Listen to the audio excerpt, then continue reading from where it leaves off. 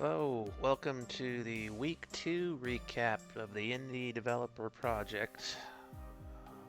So we'll be discussing this week's events.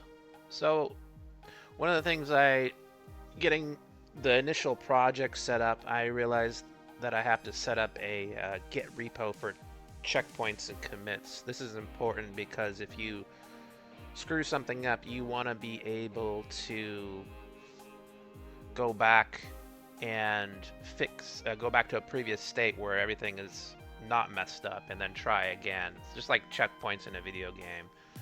So setting that up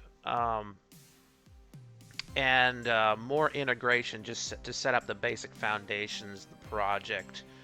I had been working on a previous version of Unity. This is when I ran into more integration hell problems. Upgrading the version of Unity, figuring out what's going on here.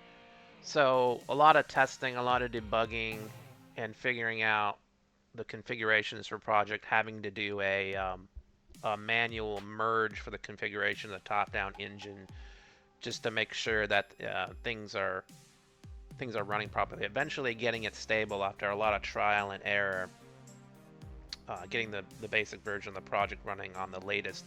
Because if you can't upgrade your version of Unity, you can't upgrade the packages, then your project will be static. And that's not good. You have to, coming from a software development background, if your project can't upgrade to the newest version of Xcode, then it's pretty much dead in the water. It has to be stable like that. That's a requirement. So finally got that to run. Okay, we have a base project, a base foundation. That's great.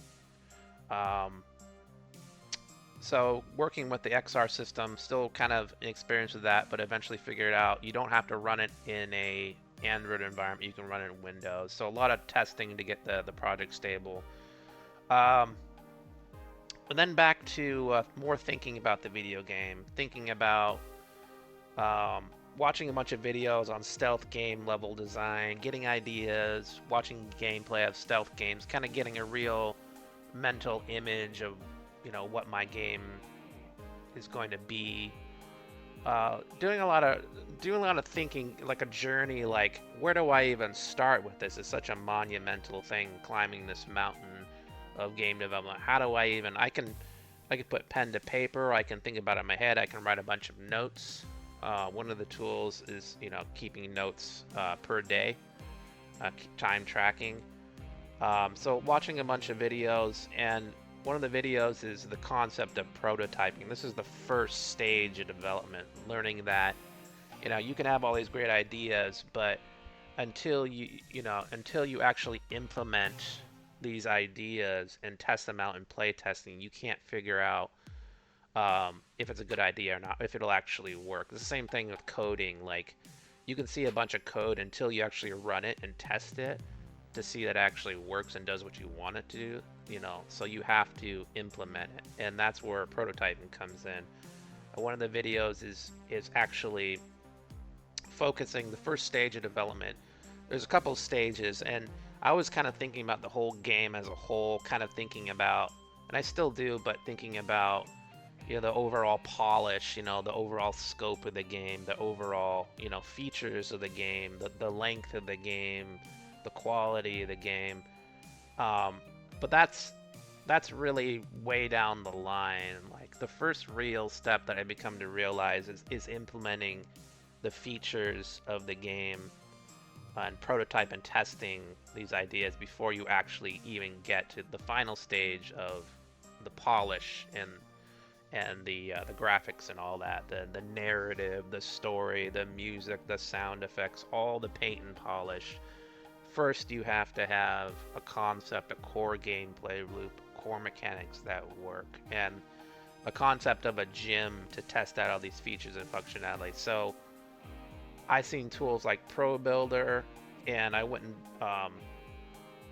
bought the bullet and bought a bunch of tools and asset packs from the asset store to get me started.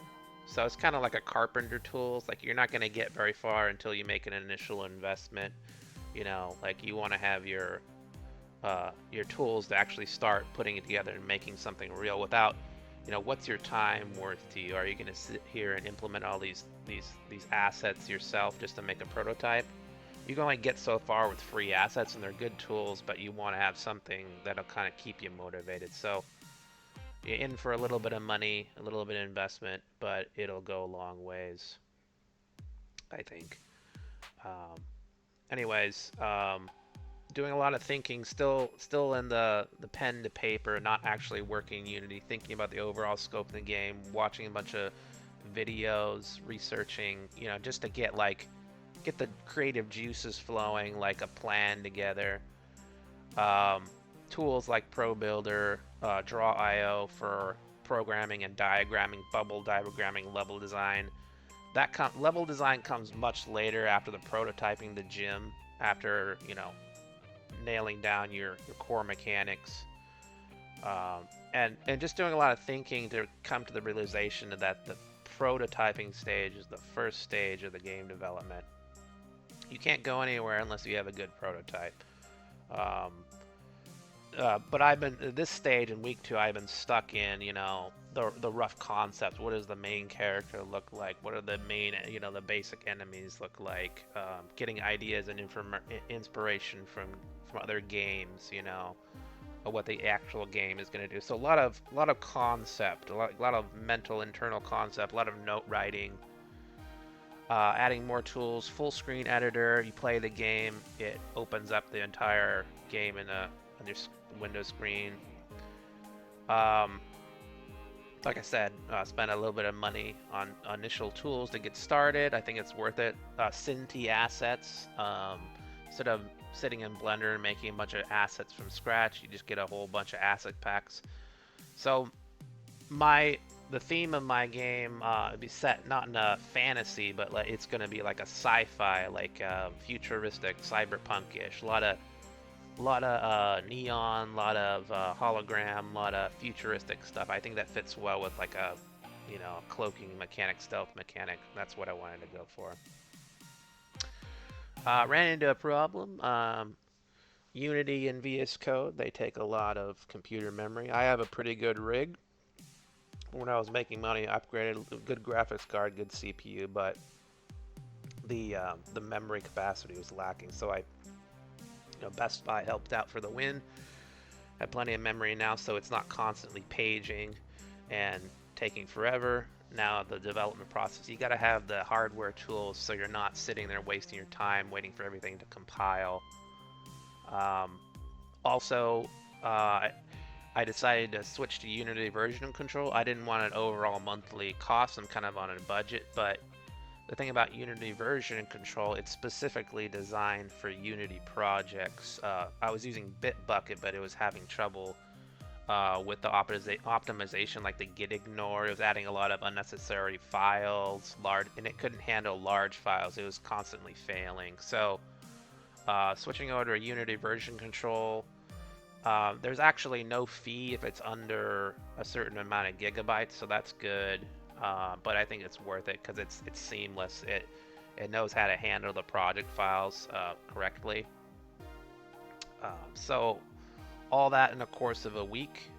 We'll get on to week 3, but still not actually implementing anything in the Unity. It's still early pre-stages, but we're putting 40 hours into it. So there's a lot that goes into it. So we'll discuss week 3 in the next video.